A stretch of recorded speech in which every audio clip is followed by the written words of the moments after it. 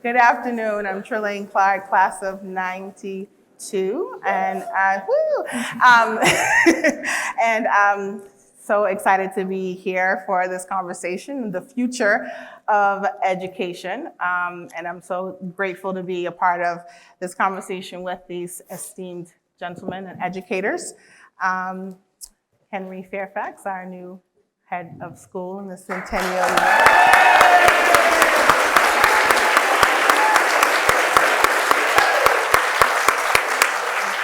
And Turahn Dorsey from class of '89.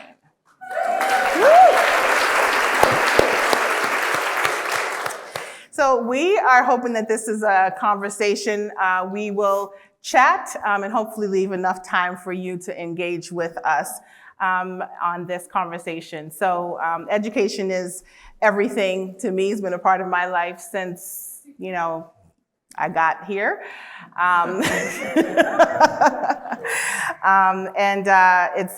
It's very, very important to me. I am an elementary school principal in Chelsea, Massachusetts, and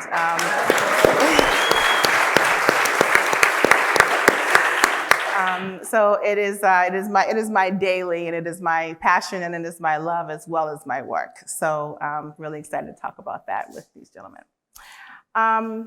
So let's get started.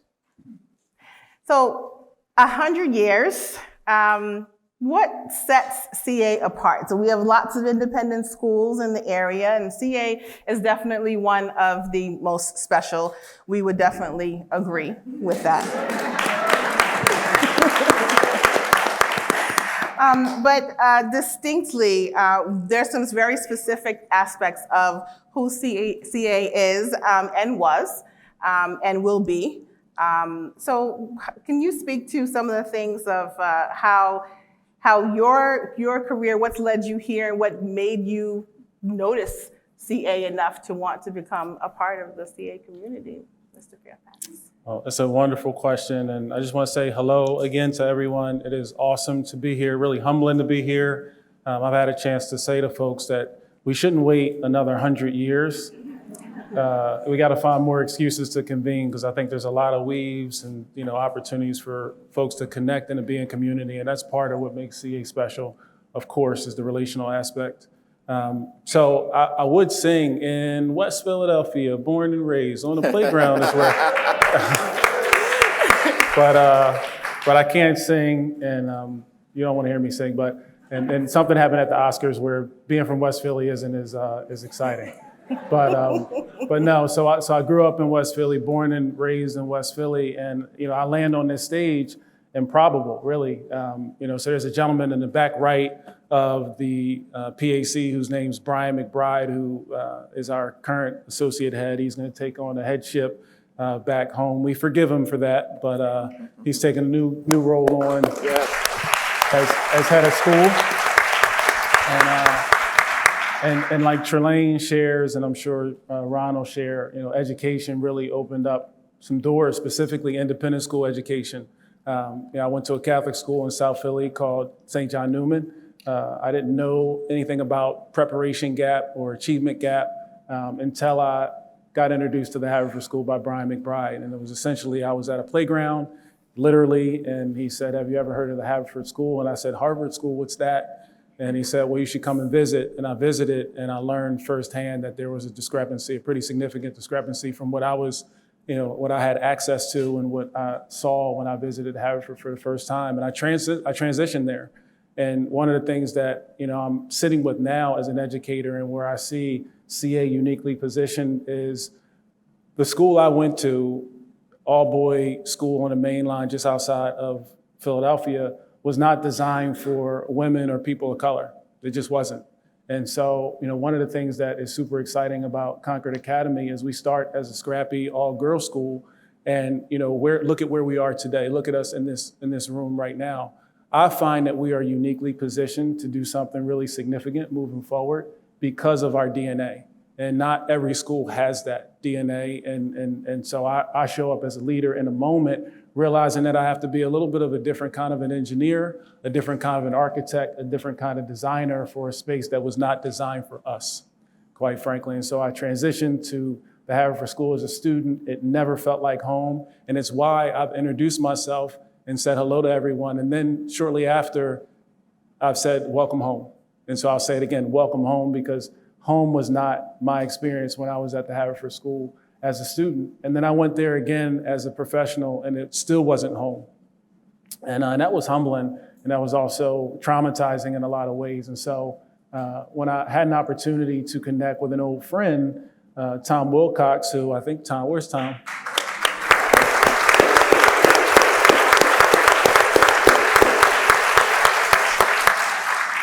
I met with Tom some years ago when I first started my career in independent schools at McDonough School in Owings Mills, Maryland. Shout out to Baltimore, just outside. At the time, Tom was the head of the Baltimore Community Foundation, and he ran a program out of the Baltimore Community Foundation called the Middle Grades Partnership, which was really, the brainchild of that was City Bridge at Concord Academy, and Tom lifted that program up. And so I was the director of that program as a young 20-something, didn't know what I was doing. It was more intuitive than intentional at the time, quite frankly. And so I had an opportunity to run the Middle Grades Partnership, which was really set up to support students from schools in the Baltimore City area that were really, really struggling, specifically in the area of math, readiness, and how to get through a 5-paragraph cogent essay. And so I had the opportunity to run that program. Fast forward the tape, and Tom called me after I received an award at the University of Pennsylvania and said, Henry, CA's looking for a head of school. Can you help us find a head of school? Open up your network. And I said, sure, I'll go on LinkedIn, I'll see who I know and send some folks to CA. And kind of, left it at that. And then I was a COVID head, which meant that I was running a head of school and COVID during that time. That was really hard stuff. And so on the tail end of that, we went to Hershey Park, and I'll never forget getting a call from Tom who said, actually, I was wondering if you would consider CA for you. I said, Tom, I'm about to get on a roller coaster. Little did you know. That you were. So apparently I'm on a roller coaster right now, but that's a little bit of the backdrop of the story. I don't want to hog the mic. There's some really smart folks here, but I do want to make this point very clear that we're designers, we're architects at a time and in a space where we can do something really, really magical together. And I'm looking forward to co-authoring that and steering it and guiding it as a leader, but not gobbling up all of the vision. I think that is something that we should share together because there's some really amazing people in this community, as evidenced by the panels and everything that we've seen today.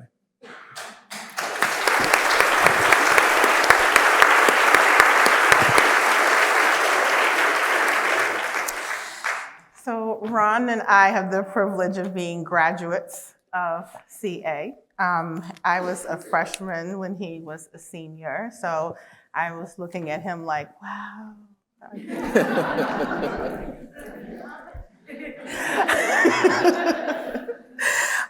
So Ron, talk to us a little bit about your journey and what brought you here.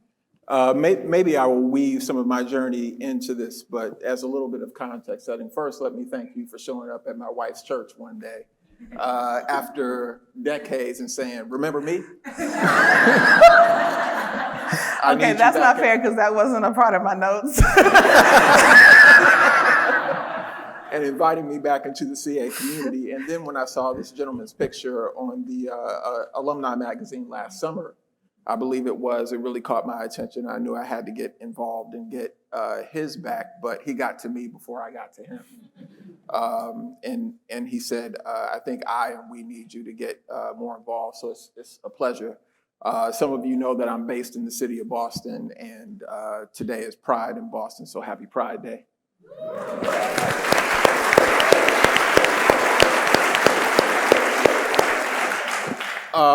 Just to set the context, I think, for all of my remarks this afternoon, one, I'm going to operate at a few different altitudes. I have a lot of ideas about the future of education, but I think I'm more concerned in this conversation about CA's future perspective on education and what its contributive advantage will be. I think in an instance where we need private institutions like this to think about what their redesign and re-engineering will be for public purpose.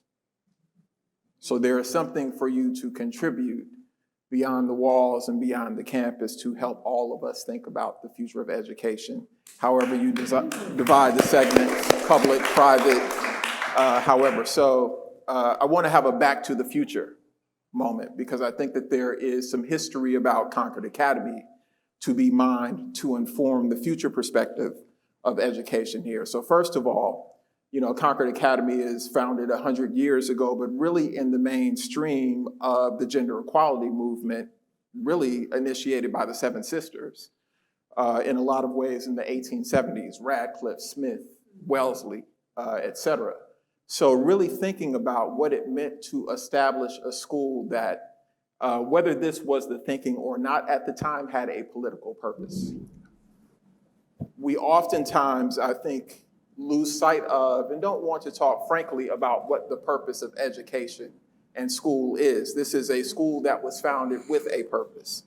So the future of this school, I think, will have to transpose that purpose to think about how do we honor the full spectrum of identity, building on a legacy that was about women's liberation, that was about women's empowerment, to think about now the full spectrum of identity and how you create communities that lift everyone up. So that's the first thing for us to think about in terms of the future. The previous moderator said to me when I walked onto the stage, anyone who came to Concord Academy in the 80s is a pioneer. And I didn't quite know what she meant about that, but then I looked at my notes because I had written something down to that effect to myself as well, because Concord Academy was really thinking about what's our answer to desegregation in America in the 80s. I kind of came midway through that, probably when I arrived here, 9 students of color. I think the previous moderator, when she arrived here, maybe more like on the order of 5.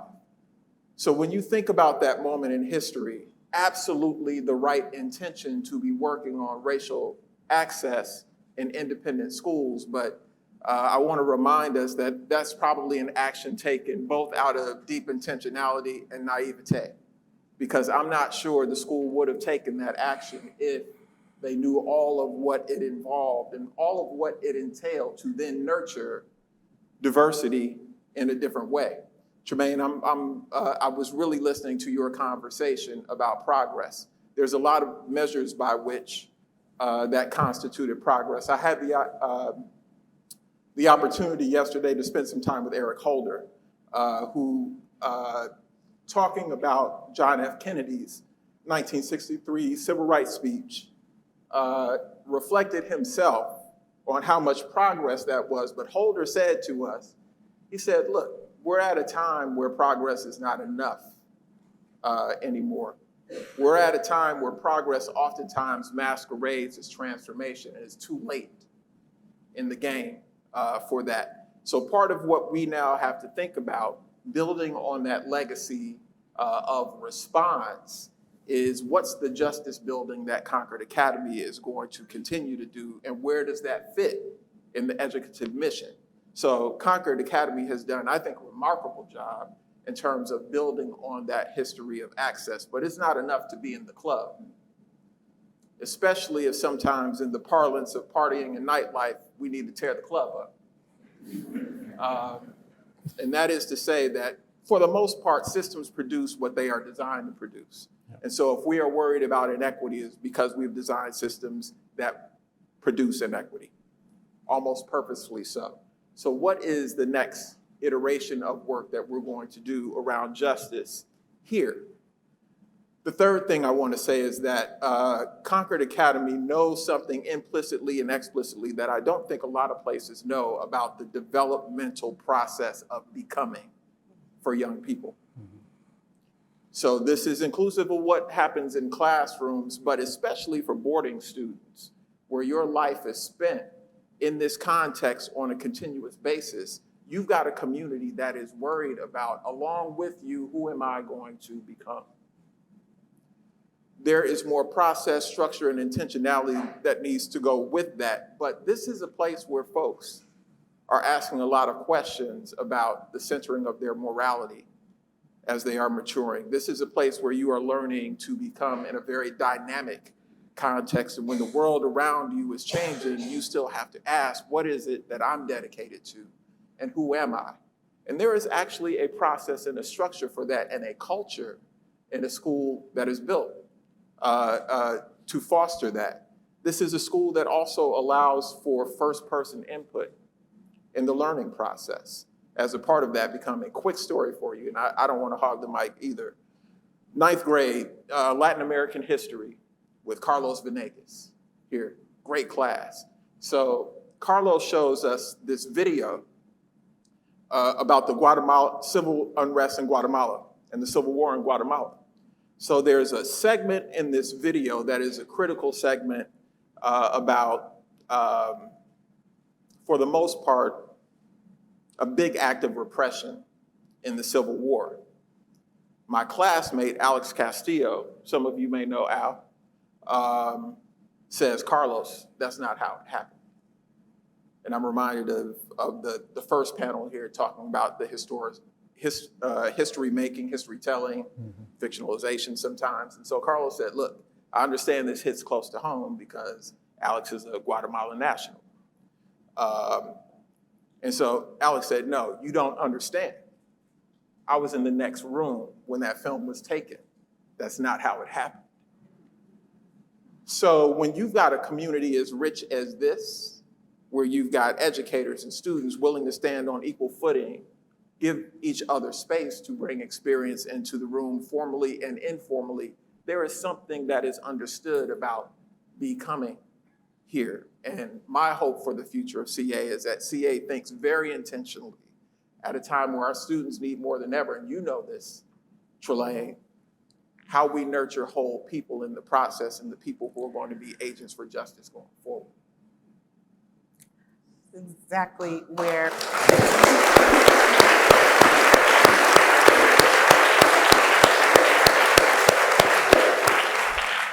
where I was thinking of picking up. I think a lot of times in education, we say education, we don't always come back to the educated. Who are we educating? That we are actually educating whole human beings. What happens with us, I think, in education is that we sometimes can forget that we are preparing students, we're preparing whole people to change this world. And that's not an easy task. But it's such a necessary task. And CA, I feel like for me, was so incredibly instrumental.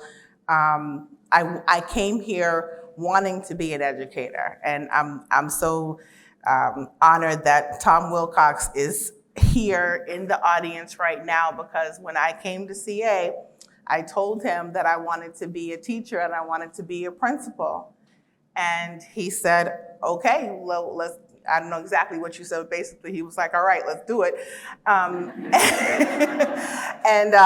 then when I graduated, I said, you know, I'm gonna do this. I'm gonna become a teacher and a principal. And he said, well, when you do it, I'll be here. And I knew here didn't necessarily mean Concord Academy, but I knew that it meant that he would be around. And he was one of the first people that I contacted when I got a leadership position, because I had to give him that news. And it was just such amazing. And that just speaks to the power of this community and recognizing that, you know, this is not a game. Education is not a game. This is about transforming children's and people's lives. And Tom Wilcox is one of the people who did that for me. So I can publicly say thank you.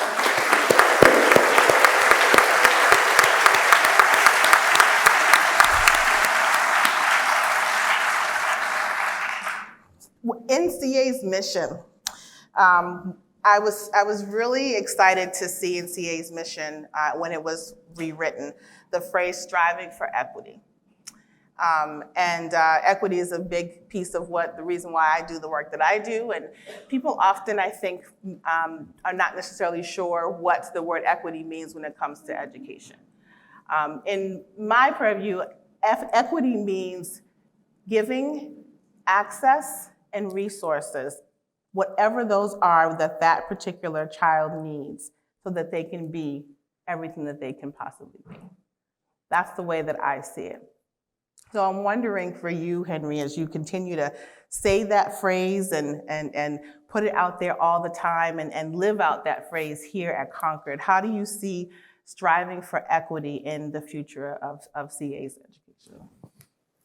I think one of the things that, I've been sitting with and the team has been sitting with, CA's been sitting with since it was courageous enough to use that language is, okay, so now how do we find points of execution? And what does that look like? One of the ways that can show up is if you are a need-blind institution. And so I'm fascinated by the statement, no margin, no mission. Part of the future of education is going to require significant investment in what it is going to take to have us show up as a need-blind institution.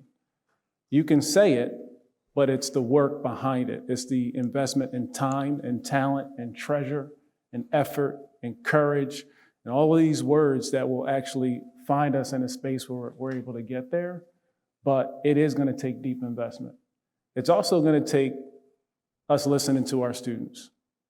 We have, and I'll never forget, a couple of months ago, we were talking about West Campus, and I was standing on stage, and we were talking about the parking issues that are going to come with West Campus. And the students pushed me and Don for like 10 minutes, and it was an uncomfortable 10 minutes. and I remember thinking, this is exactly what we need, right? We need student voice as a part of how we reimagine and re-engineer, and as we're guiding them at the same time. But I know that that's going to be a part of it, and it's going to take some real vulnerability on the parts of the adults in the spaces to understand that we don't have all the answers, and we need to show up as leading learners and leading listeners sometimes as well. It's not enough to show up and say, I have it all figured out, and I've got all of the answers. And I've been in spaces where that has been the case, and that doesn't allow you to ultimately execute when you say striving for equity. It also means accountability in spaces that have been, as we've talked about, engineered and designed certain ways. We haven't done a very good job of holding each other accountable when trauma shows up. And so that needs to also surface as you're thinking about how we march forward and how we strive and how we execute. We have to hold accountable as well. So those are a couple of things that I'm thinking about. Trelane, can I borrow the moderator mic from you? Absolutely. Because I want to ask you a question. So you've returned to CA in a leadership capacity as a member of the trustee board, and you've done tremendous work organizing alum of color here. And I was able to attend an event recently. Tell us why you came back to do equity work at Concord Academy, and what you think the goal for this community is. Wow, okay.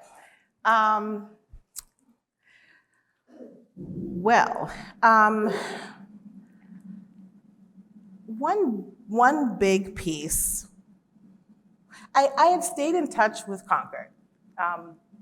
After college, I was always kind of connected. I was on the alumni council for a while.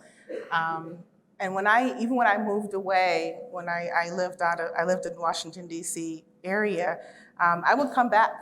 I would come back and go to events. I would come back from meetings. I think I'm a serial volunteer or something. I'm not sure. But I think that when you have experiences and you have been a part of a community and so much of your life has been shaped by a certain space, you have an option, right? You have one side of you could say, you know what, I'm all set with that place. I'm never doing anything else for it again. I don't want to hear its name again. regardless of what your experience was. Or I didn't have the greatest experience there, but I have to do something to make it better for who comes after me. And I chose that side. Not everything was horrible for me at CA. So much of it was fantastic of my experience at CA. But there were enough things that happened to me at CA that were so incredibly important for me to be a part of making sure that they didn't have to happen again for other students, particularly Black students and other students of color. That was so huge to me. And so when my son was looking for a school for high school, and I told him, you don't have to go to CA. If you don't like it, that's fine. This doesn't fit, you don't have to go. And when he came here to visit, he said, Mommy, this is it. This is the school. And, I'm like, yes, right?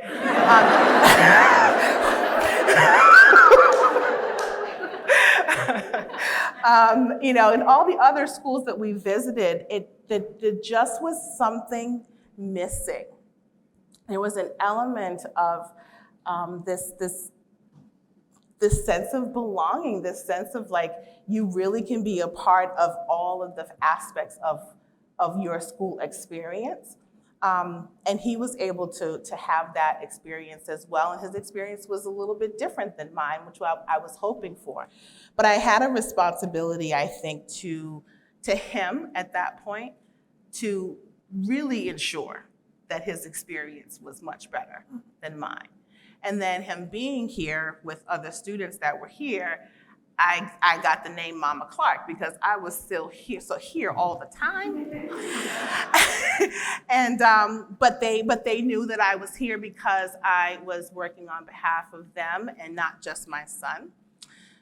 So I think that just having those pieces at play just made it really important for me. And then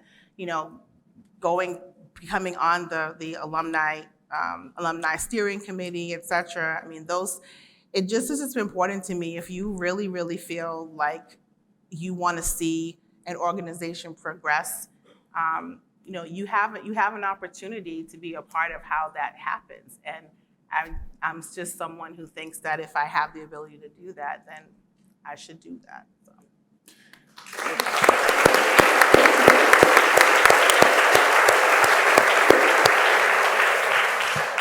So one of the things that strikes me in the moment that we're in as we think about the future of education is just how often we talk about, especially in the context of CA, striving for equity. That also in our mission is love of learning, common trust. There's other lyrics that we have, but I think part of the reason that striving for equity shows up front and center is because of the poor design of the spaces in which we inhabit as independent schools. And the reality is until you can get your house in order and that the foundation is tight, because there's cracks in our foundation, you can't, with an equitable lens, really visit the rest of the space. And it's not until I showed up at CA that I really figured that out, right? That I said, wow, like we have this unbelievable mission. It's catnip for educators. Right? And I said that to the interviewing body, the search committee when I said, this is catnip for educator. If you look at my educational philosophy and CA's mission, there's a lot of alignment there. And I realized that the first stanza of my leadership journey is making sure that the foundation is tight. Because you can't really build a firm house without that, right? As I'm channeling my inner Don Kingman here. It's not that the other pieces of our mission aren't front and center. It's just that there's an area that we realize and we've recognized has some cracks in the foundation and we have to address it. I think maybe what I want to add to the conversation about equity is maybe just 3 points of understanding. Hopefully that I think most of us understand, so I'm just going to say it for emphasis. So one, that equity is not equality, and I think we get that. Raise your hand if you get that. All right, good. So we have to focus on a set of folks who have been disproportionately wronged first to get to equality. Secondly, we've got to be more specific about who that who is than we've traditionally been. It's not just African Americans, Latinos, or even ethnic groups.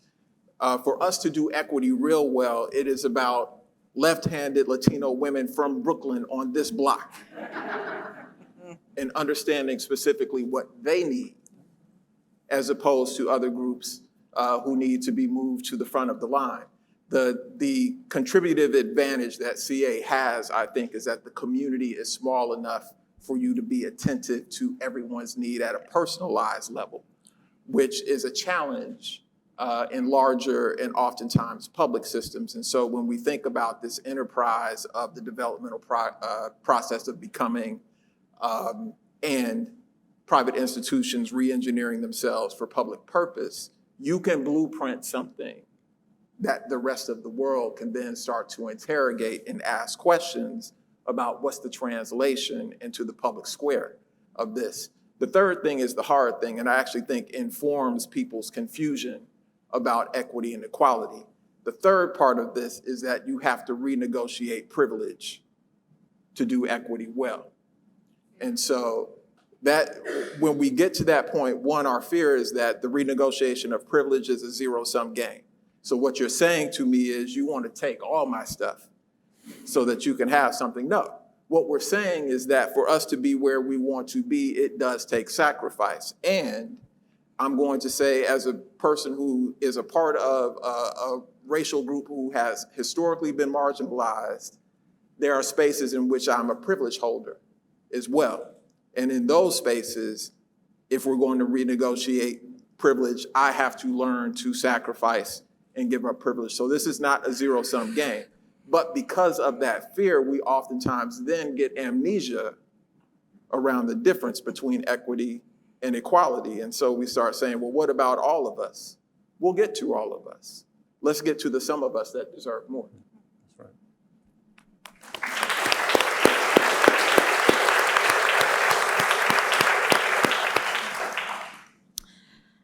So I was out on the lawn and someone said, oh, you're a principal. And I said, yes. Oh, that must be really hard. And I said, please come to our session at 4.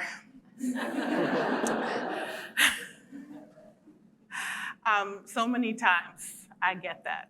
I know you get that. Yes, it's hard. Yes, it's hard. But I want to challenge you. The next time you meet an educator at any level, instead of saying, oh, that must be so hard, or what, oh, what is that, where do you work? Oh, that must be really, how could you work there?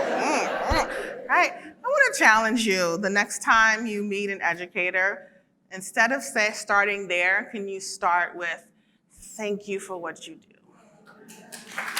Thank you for your service.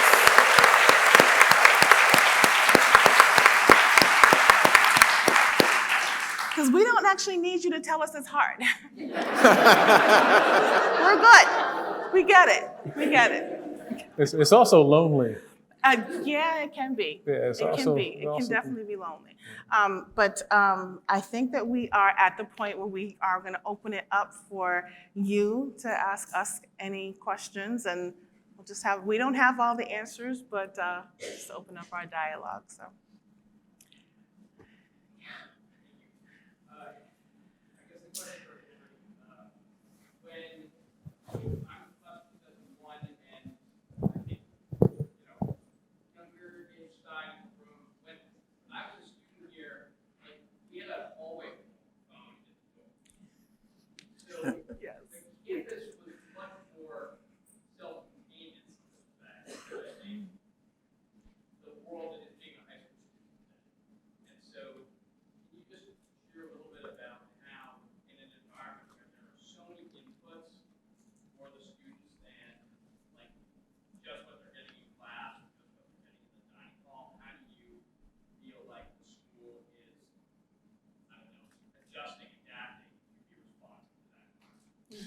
One of my favorite, great question, important question.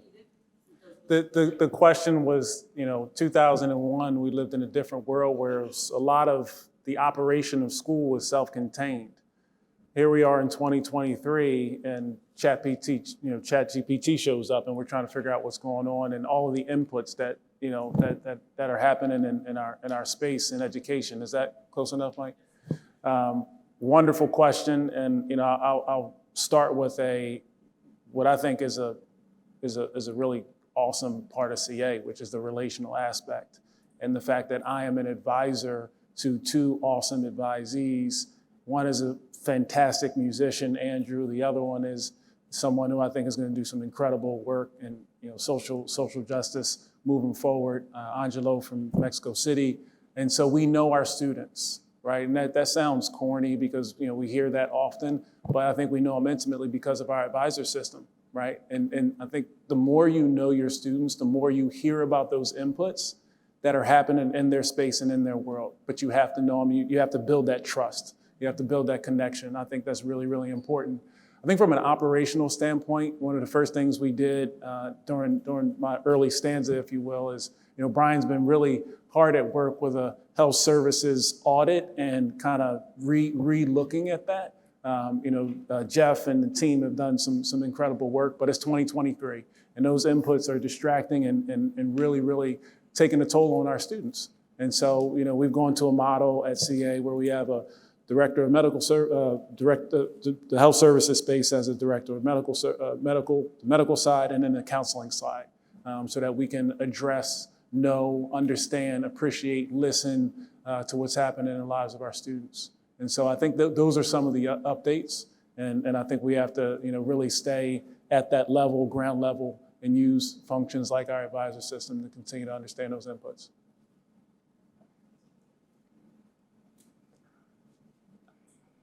If I call on one person, I'm going to get in trouble, so you guys do that. Okay. This young lady here. I was interested in having facilities for. Is there Can somebody?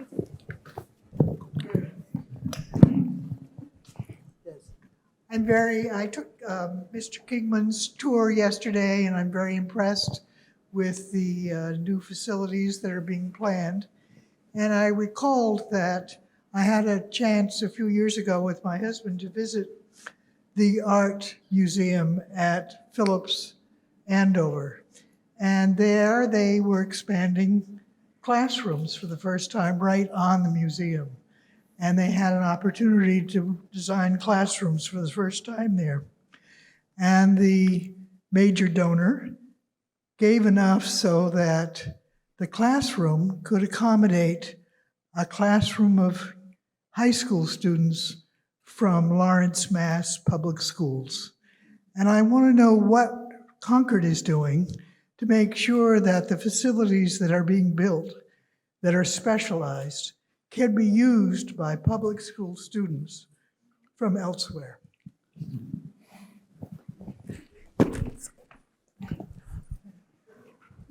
That's a great question. I think that ultimately it's not the building that activates the learning that helps. It sits next to the teacher, and I think that the people are the program.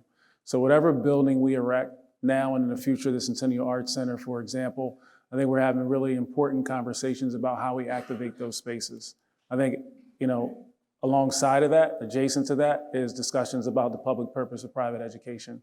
And I've got a lot of ideas about that. I whispered about the middle grades partnership, and I understand we started with City Bridge here, but I think we have a responsibility moving forward. And I think CA is, again, uniquely positioned to lean in that way. And I very much hope that that's a part of my tenure and legacy. I don't like to throw that word out, 10 minutes or 10 years or 10 months into my tenure, but I do have very, very strong feelings about how we are thinking about what's outside of the 1-2% that we may be able to engage in the context of space. Oh, do you mind? Thank you. Thank you. Let's wait in the back there. Yes, the lady in the back. I remember when I was here, 72 to 76, I often felt that students were ahead of us grown-ups in terms of their belief systems on social issues. I'm wondering, gentlemen, you've said some very challenging things about your your mission, your vision for what CA should be about. I'm wondering if you're getting what you need from us. I wonder if you're getting what you need from folks in this room to be supportive and helpful. The room got very quiet as we listened to you. And I think it's important with what you have said is what you are hoping to do, that those of us in this room applauding stand up and help you do what it is you're saying you want to do. I'm just wondering how that experience is for you. Wonderful question. Thank you. And thank you for your service to CA. Start there.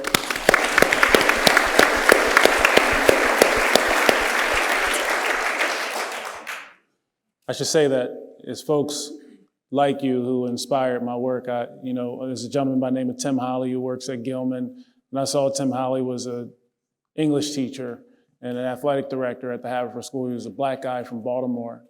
And we talk about windows and mirrors in the space. We need both windows and mirrors. He was a mirror in a space that I didn't think I could ever, do what he was doing. And so I want you to know that, part of Trelane's landing on this stage is because of folks like you. So I just want to make that point. In terms of the support, I am a systems thinker. That's why I talk about engineer and architect and all of those pieces. And what I've been really, really humbled by is the partnership that I have with the trustees and the board, because ultimately it's the owners of these institutions that are going to help us design and redesign, reimagine how these spaces function and how they go.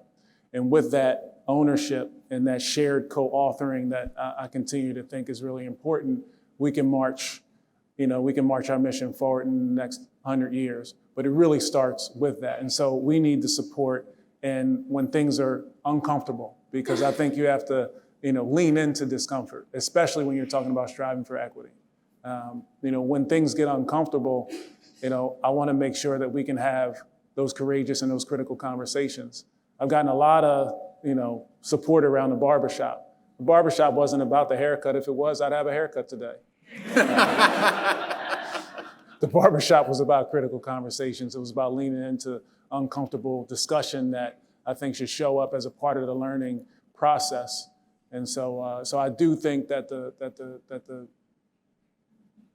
system is going to allow us, and the partnership between the head of school and the board and the community is going to allow us to activate how special this place has been and will always be.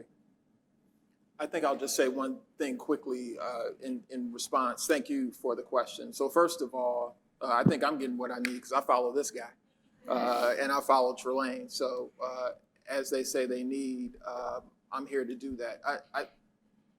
I've got the opportunity just to challenge folks. And so what I'm thankful for today is receptive ears to this. And I'm hoping to talk with you more about this. And I told a couple of people before the session, we got an extra chair up here. So if I'm getting it wrong, pull up the chair and jump in the conversation.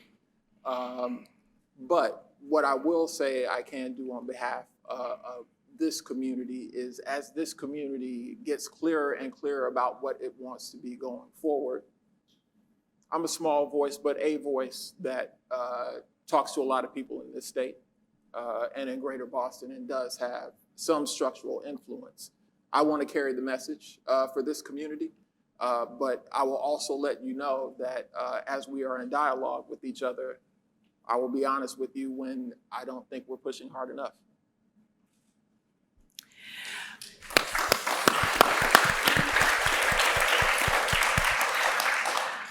45 minutes is never going to be enough to talk about education, especially not if I'm on the panel.